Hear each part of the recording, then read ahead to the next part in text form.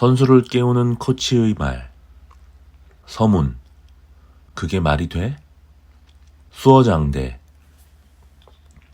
아내와 함께 남한산성을 올랐다. 올라가는 길에 수어장대 0.8km라는 안내 표지판이 보인다. 수어장대?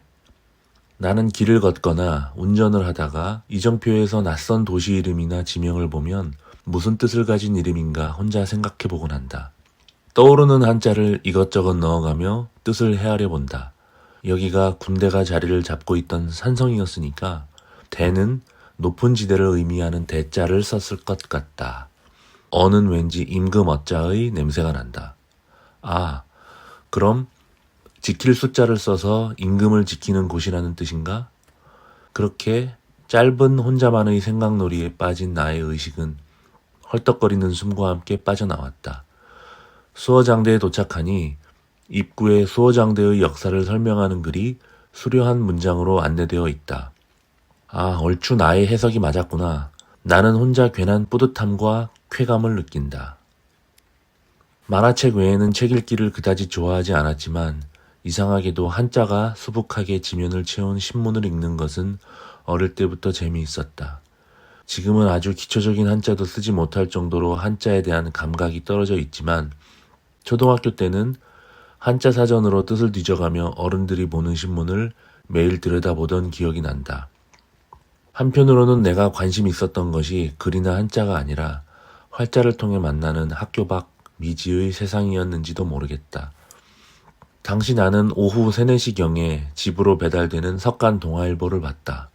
신문이 대문 안쪽으로 떨어지는 소리를 듣자마자 방에서 뛰쳐나가 신문을 집어들고 일면의 위아래를 훑어보던 어떻게 보면 쓸데없이 조숙한 소년이었다.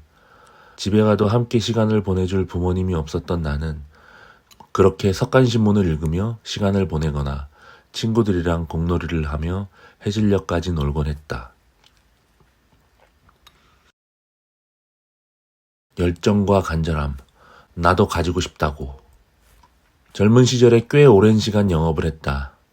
영업이라는 업무가 나의 기질에 맞는다는 생각은 하지 않았지만 상하관계가 보다 강력하게 작동하는 직장의 문화를 견디지 못했던 나의 성질을 생각하면 생계를 해결하기에 나쁘지 않은 선택이었다. 여러 상사를 겪었지만 그 중에 기억에 남는 임원이 있다. 그는 직원들이 모일 때마다 열정과 간절함과 목표의식을 부르짖었다. 그는 과거에 자신이 거둔 화려한 성과를 매일 새벽 웨이트를 하고 사우나에서 찬물 샤워를 하면서 다진 정신력의 산물로 굳게 믿고 있었다. 회의 때마다 성공한 임원의 상징과도 같은 반듯한 가르마를 타고 강렬한 몸짓으로 라떼는 시리즈를 토해냈다. 너희들에게 나의 열정을 전염시키리라는 그 임원의 기대와는 달리 나는 그가 얼굴을 붉히며 확신에 찬 표정으로 하는 이야기를 들을 때마다 잡생각 속으로 빠져들어갔다. 열정을 가지라는 당신의 말로 열정을 가질 수 있으면 얼마나 좋을까. 나는 그가 말하는 열정이 무엇인지 도무지 알 수 없었다. 도저히 실체가 잡히지 않는 존재를 내 것으로 만들 수는 없었다. 나도 이글이글 불타는 눈과 몸짓으로 목표를 향해 달려가는 열정을 가지고 싶다고. 열정을 가지라고 말만 하지 말고 어떻게 하면 열정을 가질 수 있는지 알려주면 안 될까? 그렇게 딴 생각을 하며 고개를 숙이고 핸드폰질을 하다가 나는 수업 시간에 딴짓을 하다 혼나는 초등학생처럼 회의실 밖으로 쫓겨났다. 와우, 브라보. 나는 한증막에 30분 동안 갇혀있다가 탈출한 사람처럼 속으로 만세를 불렀다. 미팅이 끝나고 나의 직속 상사가 웃으면서 나에게 다가왔다. 도저히 못 참겠더나. 나는 그 말이 고마웠다. 앞다리가 자꾸 주저앉잖아. 코치가 선수에게 같은 말을 반복하고 있는 모습이 보인다. 팔이 먼저 나오잖아. 허리가 먼저 돌아야 한다니까? 자신의 주문대로 움직이지 못하는 선수를 보며 코치의 목소리는 점점 커진다. 누가 봐도 못마땅해 보이는 코치의 짜증 섞인 말과 표정을 보며 선수의 몸은 더욱 경직된다. 선수를 잘 지도하고 싶다는 코치의 마음과 코치의 말을 잘 따르고 싶은 선수의 마음은 만나지 못하고 스쳐 지나가기를 반복한다. 김건모의 노래 잘못된 만남의 가사가 떠오른다. 그런 만남이 어디서부터 잘못됐는지. 코치도 답답하겠다는 생각이 들면서 문득 이런 의문이 생긴다.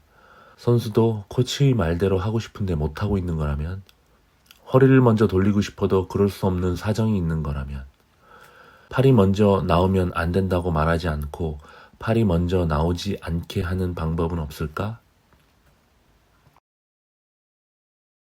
꼭 살아서 나가야 해. 한 점 차로 지고 있는 경기.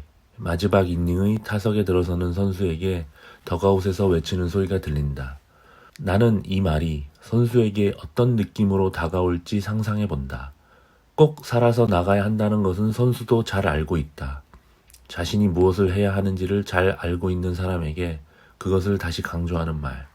그 말은 선수의 마음에 어떤 파도를 일으킬까? 오히려 나름대로 애써 가다듬은 평정심이 흐트러지는 것은 아닐까? 모호한 결의의 말보다 선수가 타석에서 집중하면 좋은 구체적인 정보를 하나 전달하는 게 낫지 않을까?